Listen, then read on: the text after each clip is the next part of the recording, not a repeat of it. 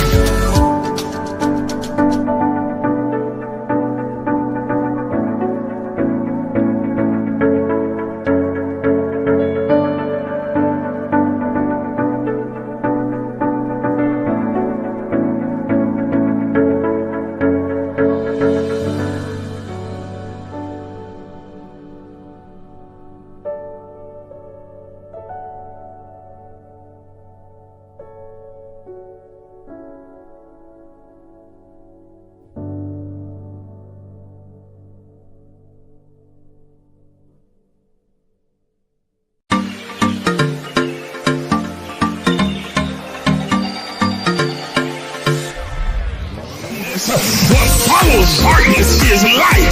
That darkness is the indicator that light is getting ready to shine. So there it is in Genesis, when darkness was upon the face of the deep, and God in the spirit form moved upon the face of the waters, and then God said, let there be. Because darkness precedes the light. Are you understanding what I'm saying? But he needs the darkness there so that God can move upon the face of the deep, so that the shift can take place. Listen, look at your neighbor and tell your neighbor that shift take place in the darkness. Oh, y'all didn't hear what I just said. Everybody's not going to see the shift that's happening. They see the chaos, but they don't see the shift. They see all the craziness going on in your life, but they don't understand that underneath the darkness, God is moving in secret. He's moving in quiet. He's moving in the hidden places. He's moving in the cracks and the corners and the crevices. He's moving in places that you cannot see. And when the light comes, they're going to see a new order.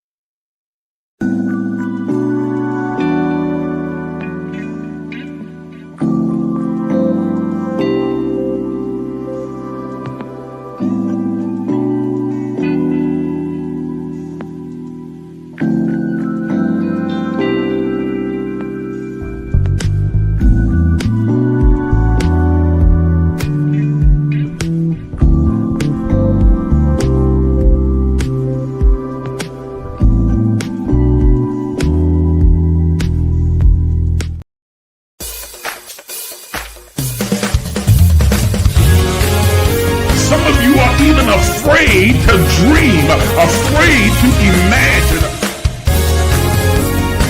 But I'm here to tell you that you are an infinite, limitless, boundless being. Are you willing to do what is necessary to have what you desire? Thank you for joining us. Please take a moment and like the Facebook page. Subscribe to the YouTube page and hit the notification bell so you'll be notified when we go live. If you are finding value in these enrichment sessions, please consider supporting this page financially. Your donations allow us to continue to provide spiritual enlightenment, self-exploration, and kingdom knowledge. Also, consider becoming a partner because partnerships have this privilege. As a partner, you'll be able to attend our annual Partners Only Summer Summit, join us for our 6 a.m. virtual daily guided meditation sessions, weekly advanced empowerment sessions, regular prophetic insights and instructions, 30% discount on all Emerge books and merchandise, and a custom Emerge t-shirt. You'll also gain full access to the private Emerge Movement community page as well as group chats. Once again, thank you for watching.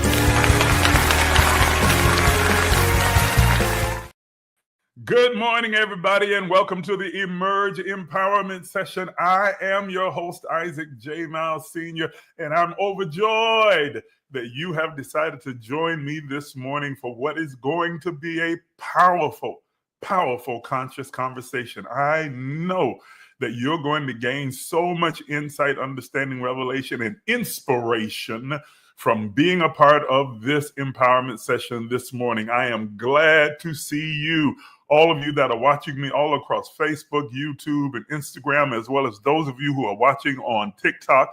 Thank you for joining me this morning.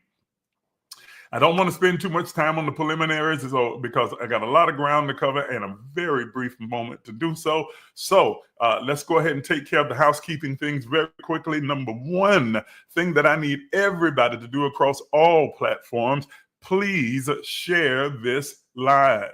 Share it with your friends, your family, your mama, your daddy, your sister, your cousin, them. Share it with everybody that you know that you feel would be blessed and empowered and would benefit from being a part of this conscious conversation that we're having today. Today, we're going to use the topic echoes from the future. This is a topic that I spoke on about a month and a half ago when I went, it was in January, boy, it was January. Back in January, when I went down to Fort Pierce to speak at an anniversary engagement for a dear friend of mine, and that was the theme that they used for their particular anniversary. And so I used that theme, added a little bit of a tagline, "You know more than you think," to speak to that particular group that was there. And I was thinking about that this morning and the implications of that statement. And I thought this would be a great conversation to have with you who are tuned in with us this morning. Echoes, usually we think of an echo coming from the past, but we're talking about echoes from the future. This is going to be really, really good. So share this live with all of your friends, your family. Share it with everybody that you can think of. Please know that the comment section is open. You can always post your comments and your questions and your concerns. And I want to make sure that I address those during the course of the live as much as time permits. Number two, I need for you to like and engage with this live. Those of you watching me on TikTok, double tap the screen. Let's get those likes up as high as we possibly can. Last week, we had the largest audience that we've ever had on TikTok. I appreciate all of you who tuned in. I want to beat that record today. So please double tap the screen and continue to invite your friends to come. Those of you watching on all of the platforms, hit the like button or all of the other emoji buttons. Interact with this live. Make sure that you are commenting. And then number three, I need you to tag. This doesn't really apply to those of you on TikTok, but those of you watching on Facebook, tag as many people in the comments as you possibly can, just as you see Toya Coffee doing over here. She's tagging numbers of people. She does it all the time. I really appreciate you so much, Toya. I need everybody else that's watching to tag as many people as you possibly can. And yes, I'm talking really fast because I'm trying to get through the preliminary so that we can get into the teaching without using up too much time. I sound like an auctioneer, don't I? Okay. So with all of that being said, let's get into our conversation for this morning. Our topic of discussion is echoes from the future. Echoes from the future, that you know more than you think. You know more than you are consciously aware of knowing. You know more than what your thoughts seem to suggest that you have a working knowledge of. I am here to remind you and engage you with the idea that there are there is knowledge, there is knowledge deeply buried, loaded, and coded within your DNA that while you may not be consciously aware of, it is tucked away and written in your subconsciousness, and that you are getting echoes that are there to remind you of a future that you co-created with the all of everything that is God prior to your coming into this three-dimensional existence. That nothing, if I may contend with you this morning, nothing just happens. Nothing is an accident. Nothing is a coincidence. There are no things that happen in your life that just are a matter of happenstance. If it is occurring in your life, if they are showing up in your life, if you end up in a particular place, situation, or circumstance, it is all by divine design. Let me say it again, that whoever shows up in your life, whatever occurs in your life, if you happen to show up in a particular place or situation or circumstance, it is not just by happenstance, but it is all by design, divine design, that you and God, the creator of all things, co-created prior to your entering this three-dimensional existence that we call Earth.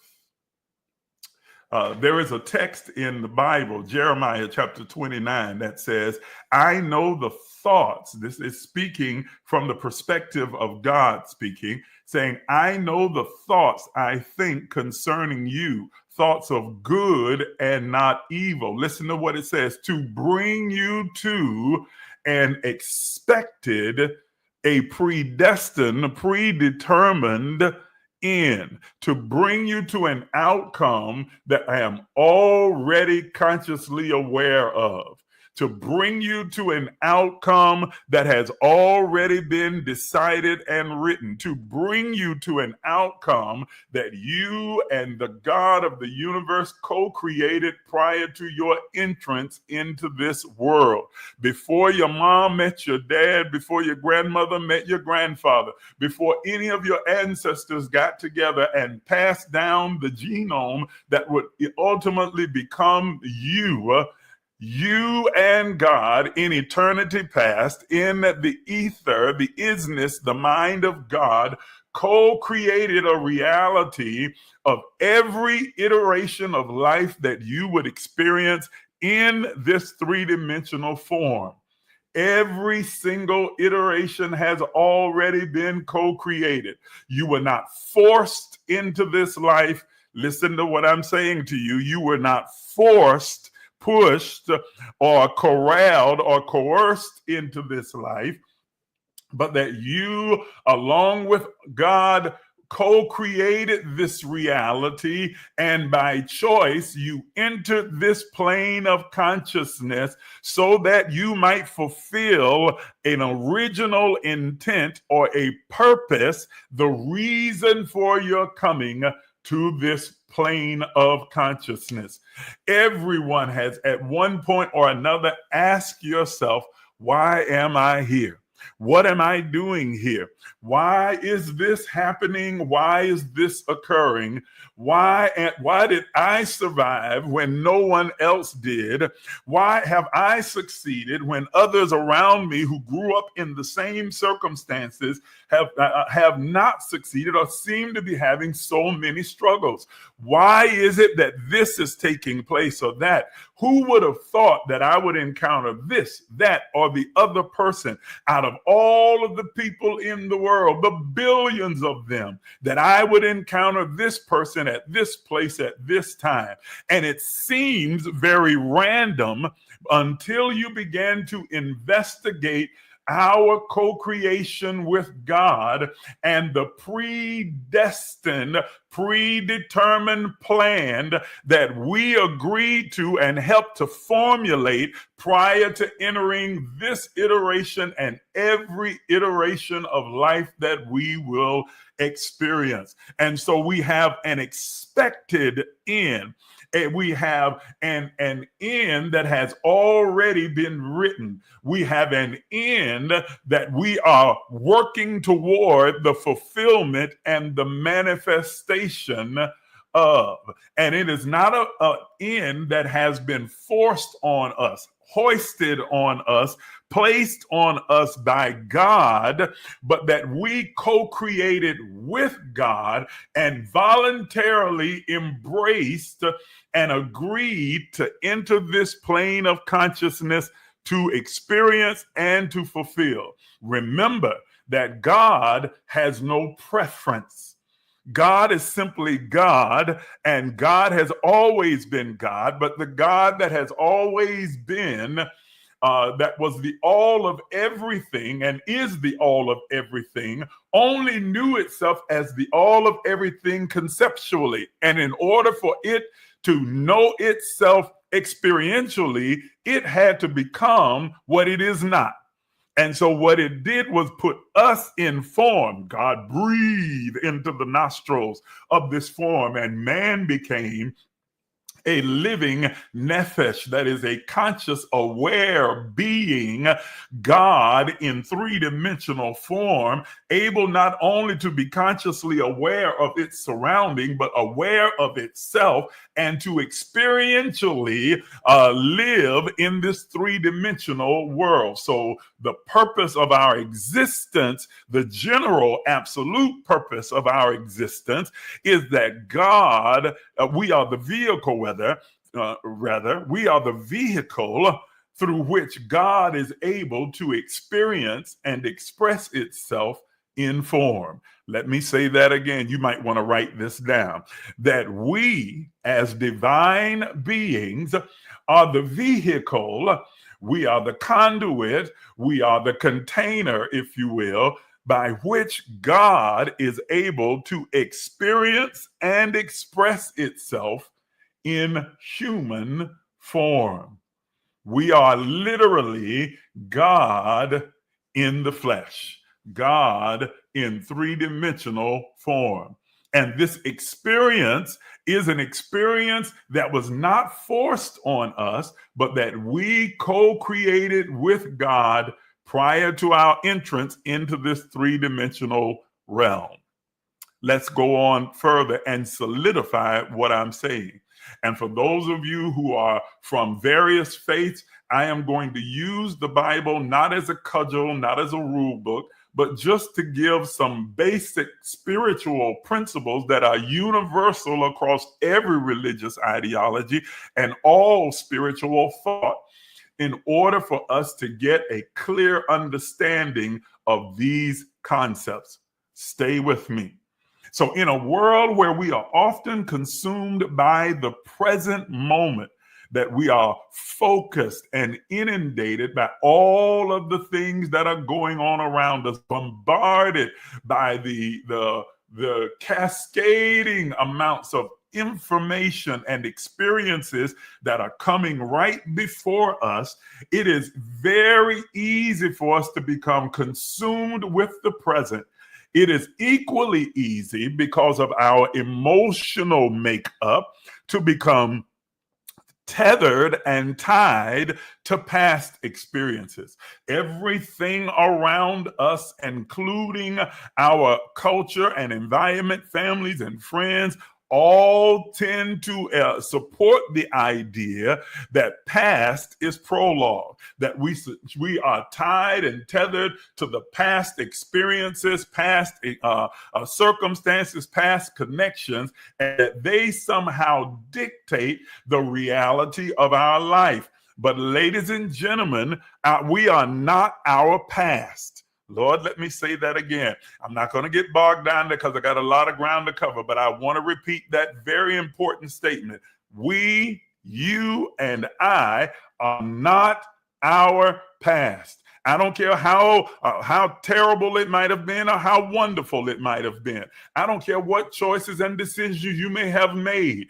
You are not defined by your past. You are not tied or tethered to your past. And guess what? You are not tied to your present at this moment, because all we live in is the eternal moment of now, which is changing with every millisecond. Because at the passing of the first millisecond, what was the present now becomes the past. Are you hearing what I'm saying? That the past is constantly being formed and shaped by the passing moments of the present. And so the eternal moment of now says that we are living in every moment, in every second.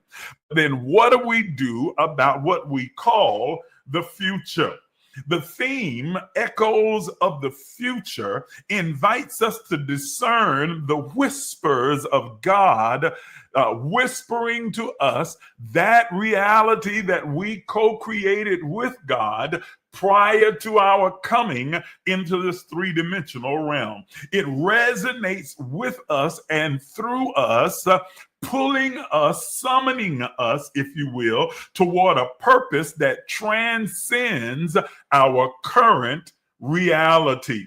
This message, this teaching today is bridging the spiritual and metaphysical as well as biblical perspective to explore how we align our destiny so that we might become the manifestation of that which we co-created with the divine prior to our coming into this three-dimensional world. So let's begin with the beginning.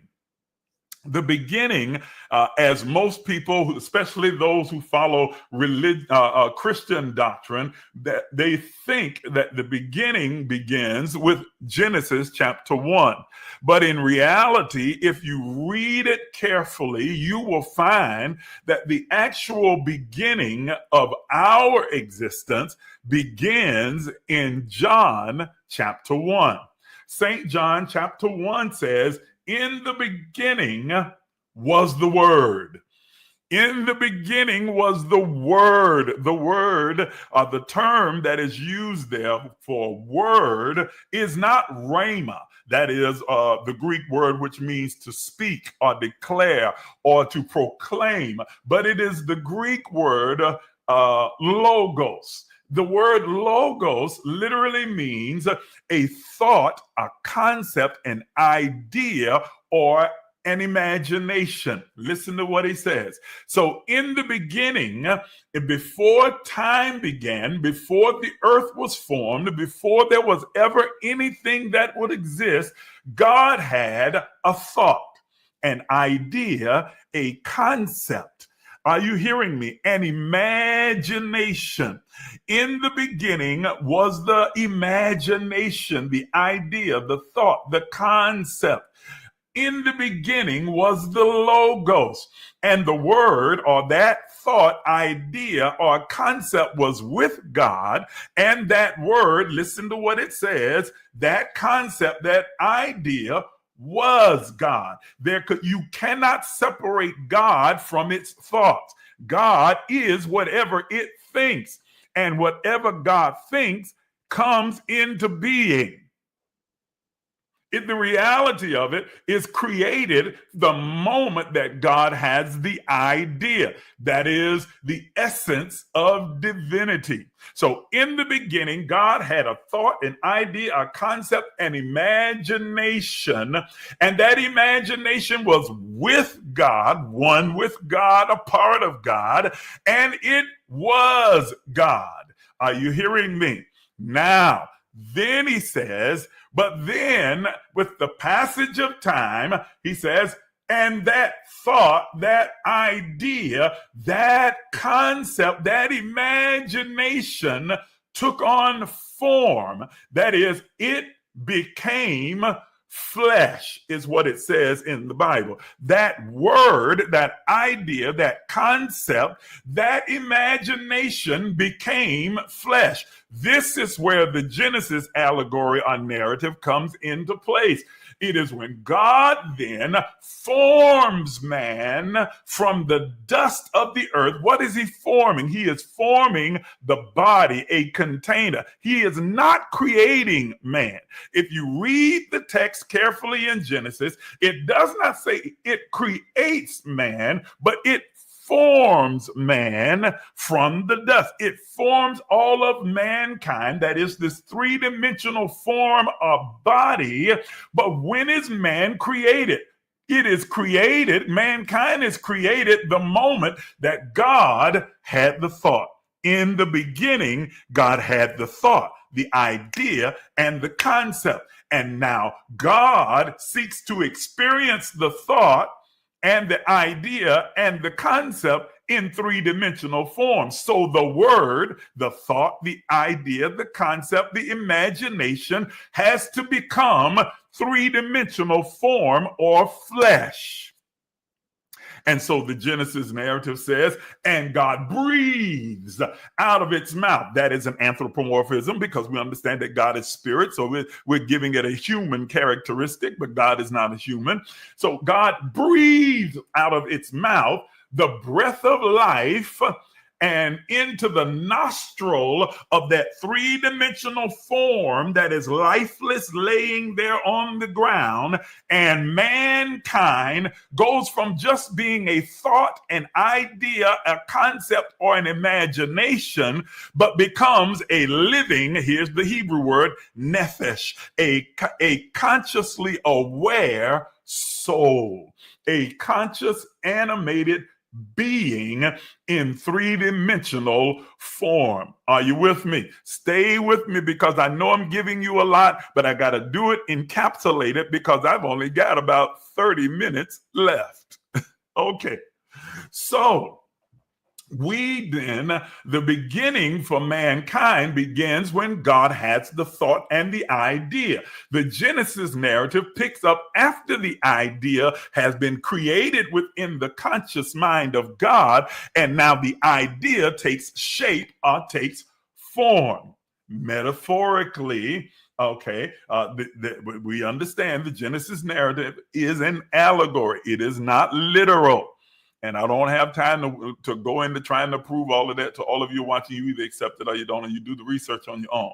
Okay? So then we now tie that to another key text or principle that is laid out from the Bible. It is found in Romans chapter 8, verses 28 through 30, where it says, and we know all things work together for good to them that love God and to them who are called according to his purpose. Now, that's a huge declaration to make, that everything that will occur in the life of those who are the called of God is good. Now, all of us are the called of God because we are all emanate out of God. And listen to what he says. He says, everything is for us and nothing is against us. Everything is working or interconnected, intertwined. Everything that occurs in our life from its inception, conception to its transitional end is somehow intertwined and interconnected together, and it is designed for good. Listen to that. Wow. How can you make such a declaration? Well, he goes on to explain the reason behind this declaration and why it is solidified in truth. He goes on to say, this is it. Listen to what he says. For whom he foreknew, them he predestined to be conformed to the image of his Son. That's a powerful statement. Whom he foreknew. It uses the pronoun he because, of course, you know, that is the working pronoun of the time. Women at that time were considered property, so it uses just the general term he, but we understand that God is neither male nor female. God is spirit. But he says, whom God foreknew, listen to that, them he also predestined. What did he predestine them to do? To be conformed, shaped, and molded into the image of his Son. While Paul, in the writing of this, considers the Son to be Jesus the Christ, the ascended master. So he says that the predestined, predetermined plan of God is for all of us to be formed, shaped, and molded into the same image or likeness, the same ability, the same skill, the same access, the same power as Christ, Jesus the Christ. Christ was not his last name. Christ describes the consciousness of God, of Jesus as an ascended master. He says that God's determined plan is for you to be conformed and shaped into the likeness, the isness, the same capacity and ability as the ascended master, and operate with the same Christ consciousness. Let this mind be in you that was also in Christ. So that thought it not robbery to see himself. What did Christ think? He thought it not robbery to see himself as equal with God. And so he says you should think of yourself in the same way that Christ thought of himself, that is, as being equal with God, that is, being a divine expression, the animated form of God in three-dimensional form. But the word that is most powerful is foreknowledge, whom God foreknew. This illustrates that there had to be an existence of mankind prior to coming to this earth, because you cannot foreknow. You cannot know something or someone. It says, for whom God foreknew. That's talking about a being of some sort. You cannot know someone that doesn't exist.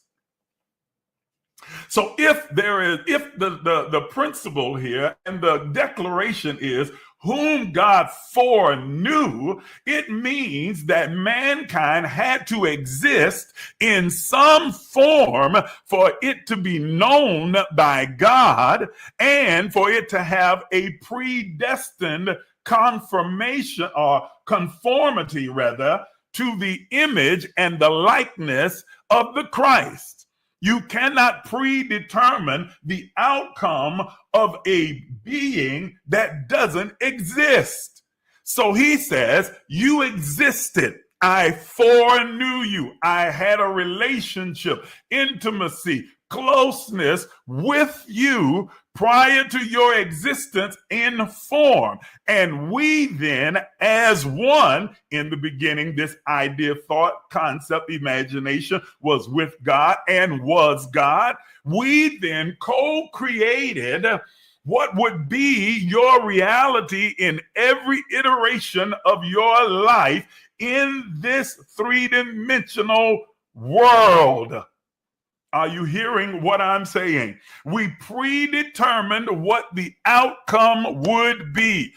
From conception to transition, we, you and God, us and God, predetermined what the outcome of our life would be. That's what he says. How did he know us? How do we solidify that further? Well, there's another text in Ephesians chapter 1, verses 1 through 3 that says this: Blessed be the God and Father of our Lord Jesus the Christ, who has blessed us. Listen to what he says, who has, that is past tense. Listen to what the text now, it says, who has blessed us with all spiritual blessings. So we're not talking about money, cars, homes, land, or finance. We are talking about spiritual blessings, spiritual endowment, spiritual empowerment with divinity. That is omniscience, omnipotence, omnipresence, and omniactivity, created limitless creativity with all spiritual blessings. When did he do it? According to Ephesians chapter 1, verses 3 through 4, he blessed us in all heavenly places in the Christ, that is in the word Christ in the New Testament is the word Christos, which means the anointing. So we were blessed with all of these spiritual empowerments in the anointing or in the Spirit. Where did he bless us? In the anointing, in the Spirit that was in heavenly places. Well, we understand that heaven is not some town or city sitting up in the sky. Heaven is the higher consciousness and the thought of God. And so in the beginning, in God's imagination, thought, idea, and concept, when we were created in its mind, it endowed us with all of the spiritual powers of divinity in that heavenly places, heavenly place. Listen, according to as God has chosen us, selected us. Where did it select us? It says it chose us in himself. So this tells us where the heavenly place is, because it cannot be outside of God, since God is all encompassing. It says that we were empowered with all of this divinity, all these blessings in heavenly places, and then tells us where the heavenly place is. It chose us in himself. In God, in the mind of God, in the thought of God, in the idea and the concept. When we were created within the mind of God, we were endowed with all spiritual divinity and power and ability and blessings. When did it do so? Before, according to Ephesians, before the foundations of the world, before God ever said, let there be, before there was, in the beginning was, God created the heavens and the earth, before there was the creation of the heavens and the earth, before there was the terra firma and the skies above and the waters that covered upon the face of the deep, before the Spirit of God moved upon the face of the waters, before God said, and let there be, we existed in God and had already been endowed with divinity, chosen to enter into this three-dimensional form and to ultimate outcome, be conformed into the image of the Christ. So this is in a place and space before time began, before the earth was formed, before the foundations of the world. Metaphysically, the concept of time as we perceive it is a human construct. The past, the present, and the future are all interconnected. Time is not linear, it is spiral, even though time itself is an illusion. It is a human construct by which we measure, but it is not linear. It is more spiral. That is to say, there is no real past, present, or future, but everything simply is in the eternal moment of now.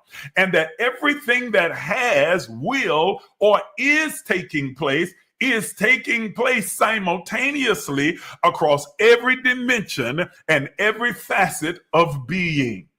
We are living in that reality, and that every thought, every intention, and every action that we take in the eternal moment of now sends ripples throughout all of eternity, shaping what we will call echoes.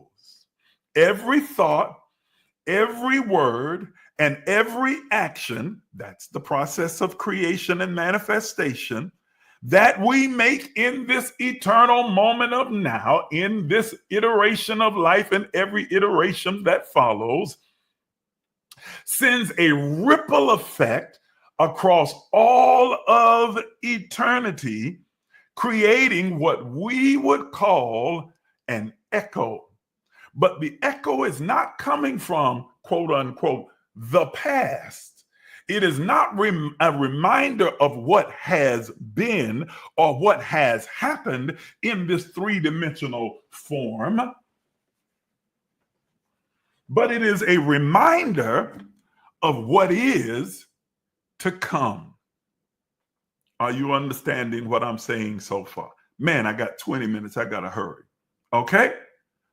So, there's a text in Romans 10 that says, what we accept as our truth, faith, cometh by hearing. Faith, what we accept as our truth, what we hold as our most dominant thought, comes by hearing. The word hearing in the Greek is the word ekion, from which we get the word echo. Faith comes by what is echoed in our conscious mind, what is echoed, what is on repeat. Most often, we think of this in terms of the past. Faith, what we accept as true in our life, is created and initiated. What we accept as our reality by what we have heard or that has been echoed in our life. The text is actually written in the aorist tense, which actually means, it actually reads in the Greek, faith, what we accept as truth, as our dominant thought, comes by what we hear again and again and again and again and again. What we hear and hear and hear and hear and hear. Most often, we relate this to what we hear from our culture, our family, our surrounding, our religion. What you have been told shapes what you think and what you believe. You believe in Christianity, Buddhism, Hinduism, Islam. You believe in whatever religion that you practice because that's the culture environment that you were brought up in, and that's what you were taught again and again and again. So you accept it as true.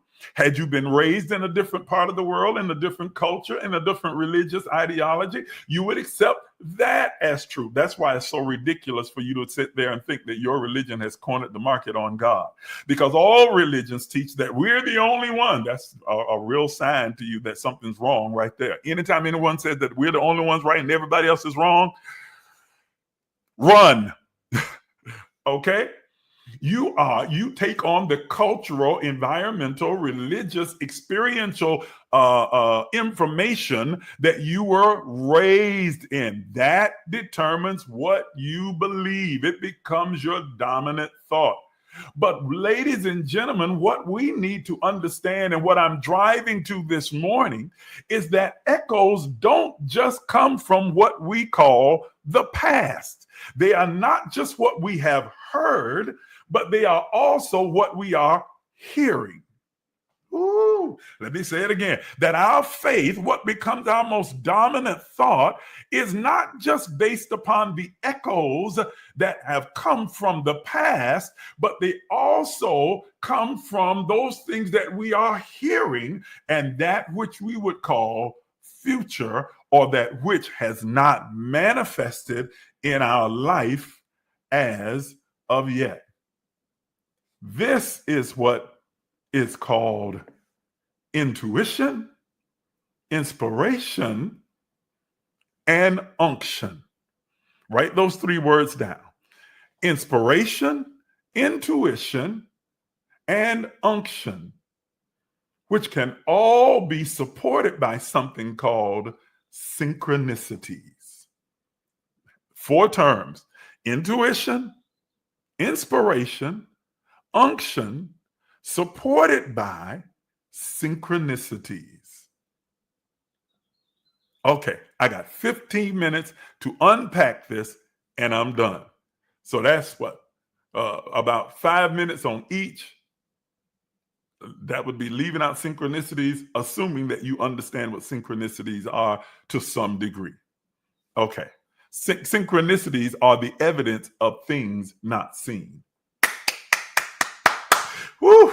Those of you who understand, who know that text from Hebrews 11.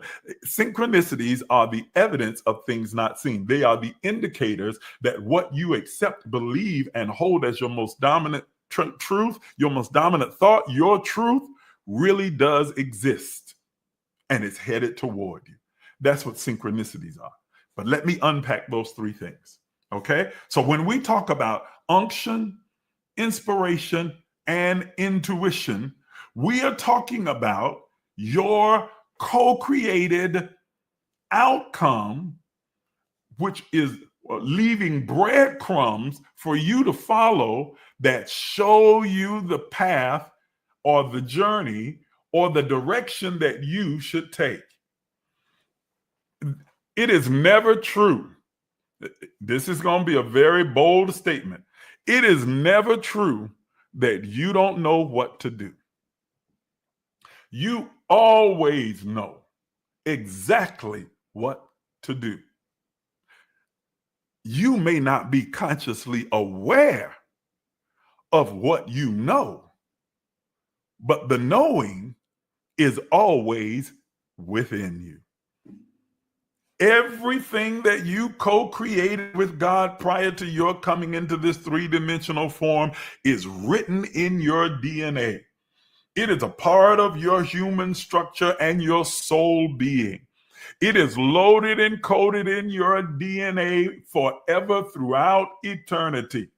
You always know. You have an internal knowing, an intuitive knowing, an inspirational knowing, and an unction that pushes you toward that which you already know. When you declare verbally, I don't know what to do, you are deadening and shrouding the sound of your own voice, your own divinity, from emerging within you with the answer, the direction, the solution that you seek. Can I tell you that you are the answer that you're looking for? You are the solution that you're waiting for. You are the direction that you are trying to figure out.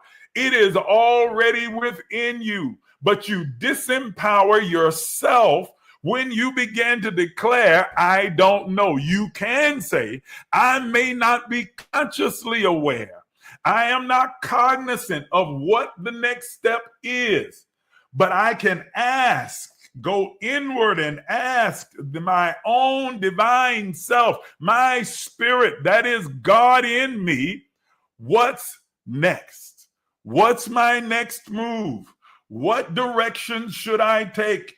What is the next step in this progression? What path should I follow?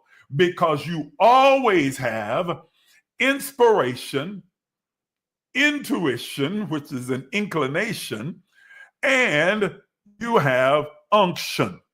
Let's define those three terms in these next 10 minutes. First, let's begin with inspiration. Inspiration is like a glimpse of destiny. Inspiration often feels like a burst of energy or vision that propels us forward. This is more than just creativity. It can be a connection to the higher vision and version of ourselves that we, along with God, sees and calls us to become. When we feel inspired, it is because we are tapping into the divine blueprint for our lives. Inspiration is us tapping into the divine blueprint that we co-created with God prior to our entrance into this existence, the blueprint that we laid out for our life. Don't ignore your inspiration. Don't ignore this burst of imagination and creativity and idea and inspiring that is emerging within you, especially now. Because we are in the third month of a 9-year, a year empowered by the energy of the number 9, which represents the end of the old and the beginning of the new. And so many of you are feeling this surge of inspiration coming up inside of you, this burst of energy, this burst of creativity and imagination flowing inside of you. And it can almost seem overwhelming and confusing because you've got so much emerging at the same time. This is where you have to have practiced the discipline that you develop through fasting to be able to compartmentalize your thoughts and organize those thoughts so that you don't dispel or dismiss any real inspiration, but that you are able to examine them and prioritize them so that you are able to follow through and bring them to fruition and manifestation. Inspiration is one of the breadcrumbs that we've left for ourselves so that as we are remembering, reconfiguring, being reminded, reconstructing the plan and the predestined purpose of our life, these breadcrumbs are there for us to follow to remind us of the choice that we made prior to our coming into this three-dimensional form. Then there are unctions. I'm moving quickly because I have limited time. That's inspiration. Then there are unction. Unctions are divine guidance that comes from within, from our spirit, as well as from divine beings like our ancestors and angels, offering us guidance. Unctions. Have you ever felt inside of you this unction to do, say, go, or be something? You'll call it something. Something told me I should. Something told me I shouldn't. Something told me to go here. Something told me that something, not something, something. Okay, that something is unction. It's another of the breadcrumbs that you left for yourself. It is that moment where the predestined plan and purpose of God co-created with you begins to push up against your conscious mind and give you this little sprout of inspiration and unction, a push toward doing and moving in a direction that aligns with the predetermined plan that would bring you to the place of being conformed into the image of the Christ consciousness, that is, into the image of that which you predetermined and purposed prior to entering this three-dimensional form. You experience these unctions, this leading, this guidance, whether it is from within or without or both, that is internally from your divine spirit or externally from angels and ancestors that are there pushing you in one direction toward that which aligns with that which you chose prior to your coming into this form. An unction is a spiritual prompting. It is often an inner nudging from God, urging us to act or move into a specific direction. These moments are not random. They're not happenstance or coincidence. They are tied to the future that we have already co-created with God. They are tied to this future, these events that we have already co-created with God. These unctions are beckoning and summoning us toward that which is the original intent or the purpose for which we entered this three-dimensional form. So we have inspiration and we have unction. Inspiration is a glimpse of destiny, unction as a divine guidance, and then intuition. Our intuitive knowing is our inner knowing, our inner peace. Intuition can be understood as the soul's resonance with divine truth. Have you ever had an intuition, unexplainable, that is beyond anything you can define, but yet you feel an inordinate peace? Your intuition is saying to you, some call it mother wit. Okay, your intuition, instinct says to you that XYZ is the case, this is the direction, this is what's going on, this is what's happening. And you just know without any physical evidence around you that aligns with what you automatically know. You simply know because you have the evidence of a thing that is not seen. Faith is the substance, the power of things that you are expecting, hoping for, but it is also the evidence of a thing that you cannot see. There is no natural indication that it's going to take place or that it is, but there is an intuitive knowing that it does exist. And synchronicities provide you with a physical, tangible evidence that what you intuitively know is correct. Woo! Let me say it again. I said synchronicities offer you a visible, tangible indication or proof that what you intuitively know to be true really does exist and that it is true.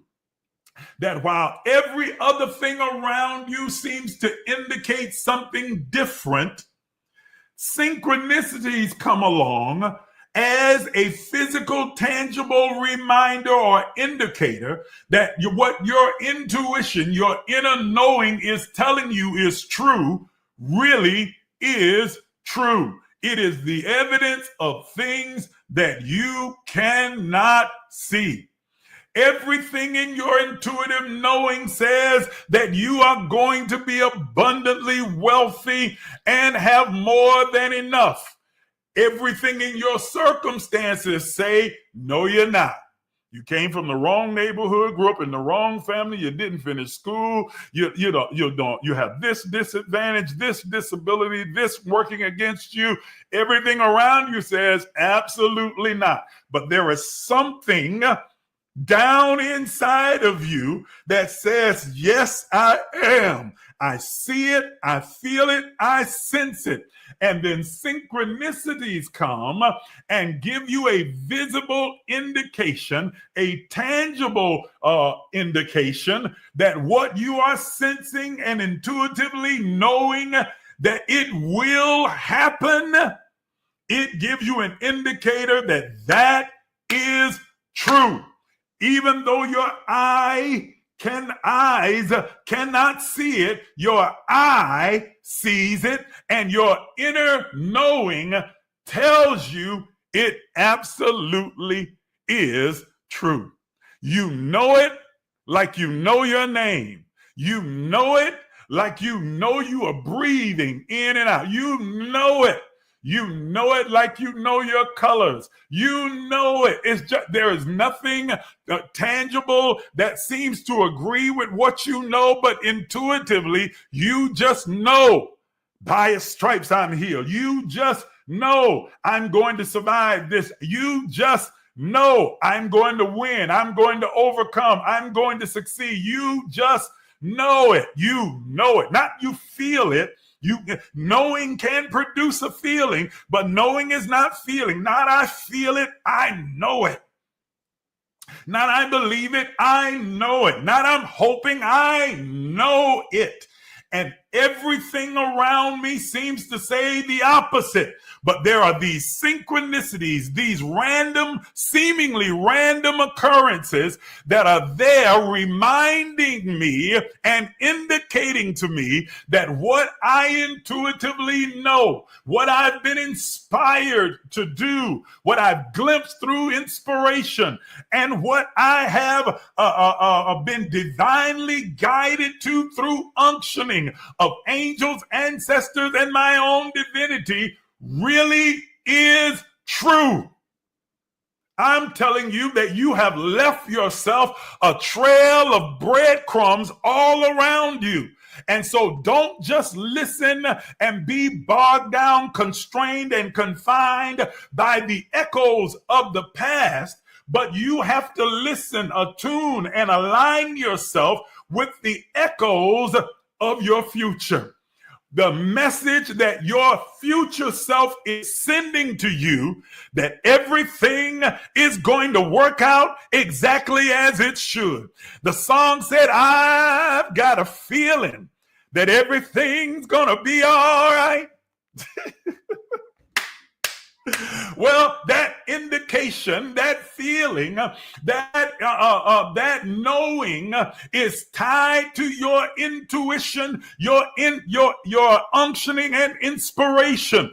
It is the breadcrumb that your future self has sent to you to remind you that this isn't over, that you are going to succeed, that what you have hoped for, what you have envisioned, what you have planned, what you are progressing toward really does exist. That despite what the situations and circumstances around you may say, despite what the present reality may indicate, there is an intuitive knowing, there is an inspiration, and there is this guidance, this unctioning from within and without that keeps pushing me forward. That is my indicator that things are going to turn out exactly as they should, that all things are working together for good because I am the called of God and I am chosen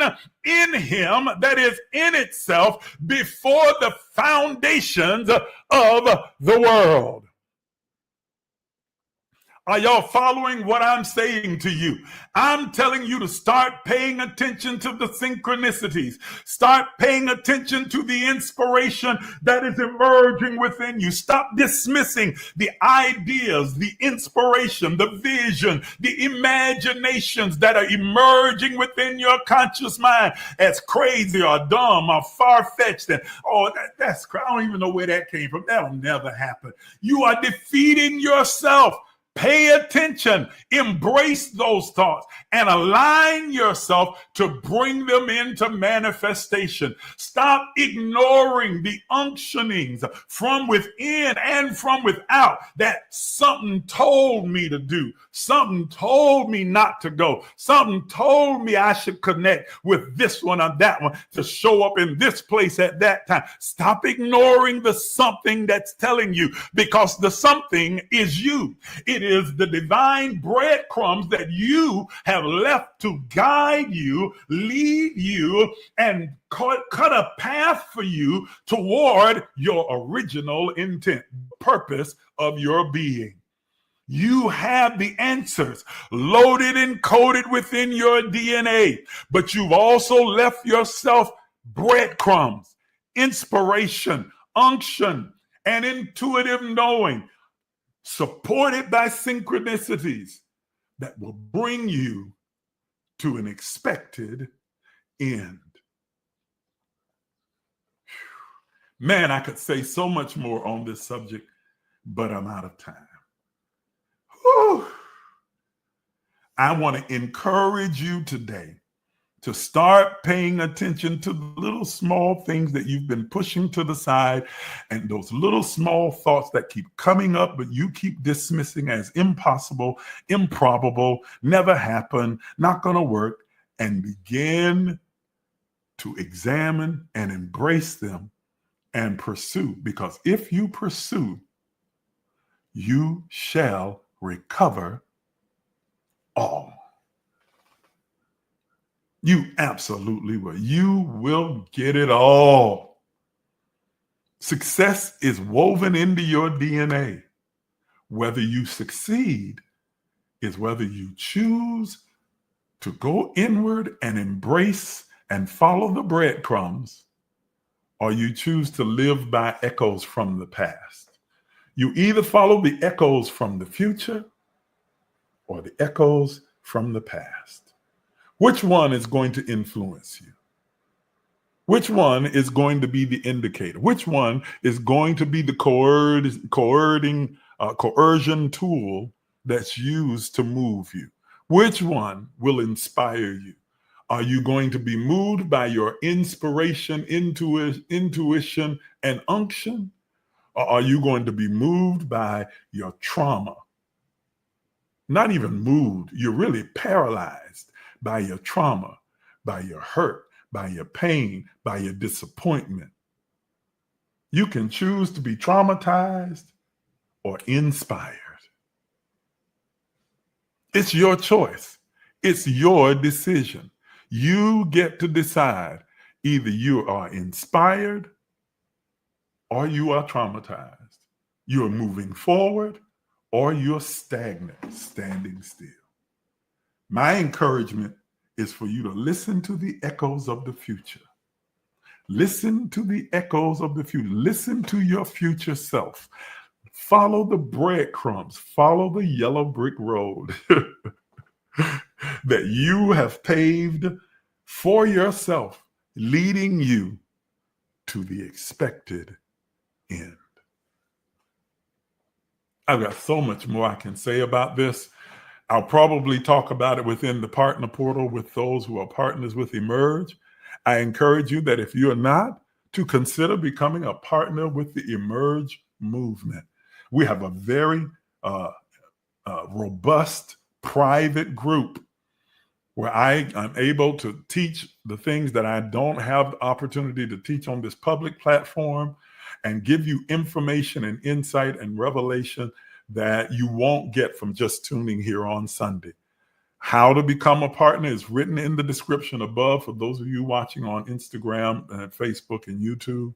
For those of you who are watching on TikTok, go to my home page and just click the link that's there, and it'll take you to the Emerge page, and you'll have all the information you need in how you become a partner with Emerge. Or you can shoot me an inbox and I'll send you all the information that you need. I will be glad to help you along the way. Thank you so much for tuning in. I want to give you an opportunity to sow and to give in support of this platform, and to begin to get some seed in the ground to create a circulation and a current of currency flowing into your life. Those of you who've been following me for a period of time, you know that I don't have any gimmicks or games for you. The only way for you to financially prosper is through giving. That's it. You can never get a return without an investment. You don't get a harvest without a seed. You have to be a giver in order to receive. Give, and it shall be given unto you. Good measure, pressed down, shaken together, and running over. Shall men, that is varying revenue streams, give into your bosom with the same measure you meet, it shall be measured to you again. So if you'd like to give and sow into this platform, you can do so using the information that's written above in the description. For those of you who are watching me here on Facebook and on YouTube, as well as on Instagram, I'm going to put up for you the information now for your giving. You can use our CashApp, Zelle, PayPal, or Venmo. On TikTok, I think it's just CashApp. And you can give your gift right now. I'm not telling you how much to give. I'm just telling you that we are operating within that energy of the number 9. And if you'd like to align with that energy, you can use 9 as your number of giving. Or if not, give whatever you feel inspired to, or give nothing at all. It is completely up to you. Those of you who are part of the Emerge movement, you understand what you're asked to do and your responsibilities are. Especially those of you who are following the financial fitness plan. That's something else that happens within the partner portal. We are teaching people how to be financially fit, how to prosper, and how to become rich, wealthy millionaires. this is the place to be. You really want to be a part of the Emerge movement. We also teach you how to be physically fit. We teach you how to be spiritually fit, emotionally fit.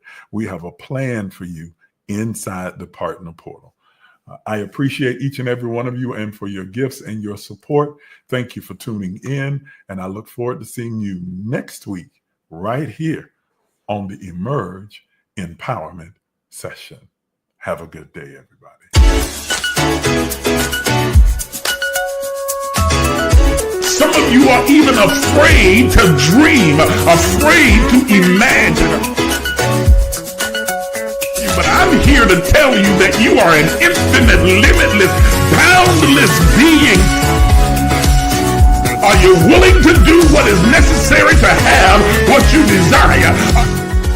You've been listening to Apostle Isaac Miles, the disruptive innovator, a mentor, an author, a motivational speaker, an entrepreneur, and the founder and spiritual director at emergelec Life Enrichment Center. Please take a minute to subscribe, like, and share this page. If you'd like to become a partner, you can do so by emailing us at emerge.lifecenter@gmail.com. Again, that's emerge.lifecenter@gmail.com. Once again, thank you for watching.